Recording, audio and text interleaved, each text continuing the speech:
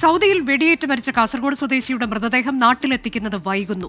പെരുന്നാൾ കഴിഞ്ഞേ മൃതദേഹം എത്തിക്കാൻ കഴിയുമെന്ന് അധികൃതർ അറിയിച്ചതായി കുടുംബം പറഞ്ഞു.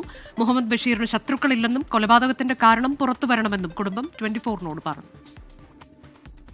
മിനിയാന്ന് ശനിയാഴ്ച അസ്തമിച്ച ഞായറാഴ്ച രാത്രി മരണപ്പെട്ടത് എൻ്റെ അനുജനാണ്, ബഷീറാണ്. ബഷീറിൻ്റെ വീടാണ് ഈ കാണുന്നുള്ളത്. അവന് ഒരു 15 വർഷത്തോളായി സൗദി അറേബ്യ നെഗിയ എന്ന് പറയുന്ന സ്ഥലത്ത് ജോലി ചെയ്യുന്നത്.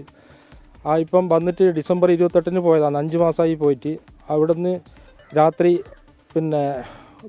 വണ്ടിയിൽ ഇരിക്കുമ്പോൾ ഒരു അജ്ഞാതൻ വന്നിട്ട് വെടിവെച്ച് പോയതാണ്. ഒരു കൊലപാതകമാണ്. ആളെ പിടികെട്ടിട്ടുണ്ടെന്നാണ് അറിയാൻ പറ്റിയത്. സ്പോൺസർ അനുജൻ്റെ വീട്ടിലാണ് ഡ്രൈവറെ ജോലി ചെയ്യുന്നത്. ഇതൊരു കൊലപാതകം തന്നെയാണ്.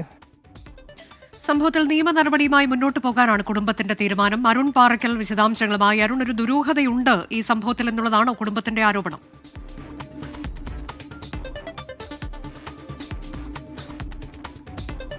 അനുജ, സംഭവവുമായി ബന്ധപ്പെട്ട ദുരൂഹത ആരോപണമാണ് കുടുംബം ഉന്നയിക്കുന്നത്. കാരണം ഈ കൊലപാതകത്തിന് കാരണമെന്നത് കുടുംബത്തിന് ഇതുവരെയും അറിയില്ല.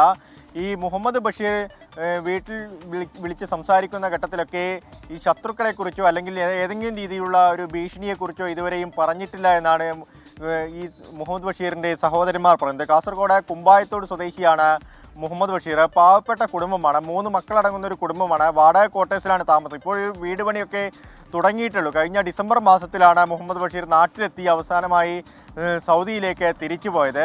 അതിനുശേഷം 2 ദിവസം മുൻപാണ് ഈ ഒരു മരണവാർത്ത, ഈ ഒരു കൊലപാതക വാർത്ത ബന്ധുക്കളെ അറിയിക്കുന്നത്. ബന്ധുക്കളുമായി നമ്മൾ സംസാരിച്ചിരുന്നു. ആ സമയത്തൊക്കെ ബന്ധുക്കൾ പറയുന്നത് ഇത്തരമൊരു കൊലപാതകം ഇത്തരമൊരു ആക്രമണം നടക്കാനുള്ള ഒരു സാധ്യത അത് എങ്ങനെയാണെന്ന് പോലും ഇവർക്കറിയില്ല.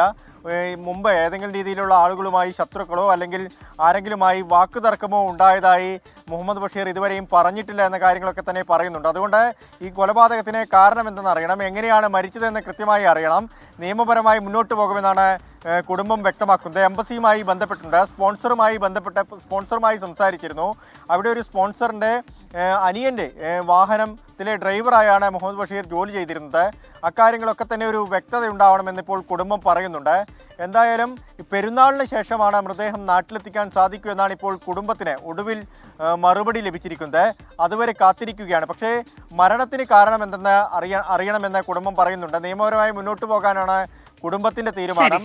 ഇത് കൊലപാതകം അജ്ഞാതർ വെടിവെച്ചു കൊന്നുവേണമാണ് കുടുംബത്തെ അറിയിച്ചിരിക്കുന്നത്. പക്ഷേ അതിലൊക്കെ ഒരു വ്യക്തത ഉണ്ടാവണമെന്ന് കുടുംബം പറയുന്നുണ്ട്. അനുജ, സൗദി അറേബ്യയിലാണ് മുഹമ്മദ് ബഷീർ എന്നയാൾ വെടിയേറ്റ് മരിച്ചു എന്ന വിവരം ലഭിച്ചതിൽ ഒരു ദുരൂഹതയുണ്ട് ഈ സംഭവത്തിൽ എന്നുള്ളതാണ് കുടുംബത്തിന്റെ ആരോപണം.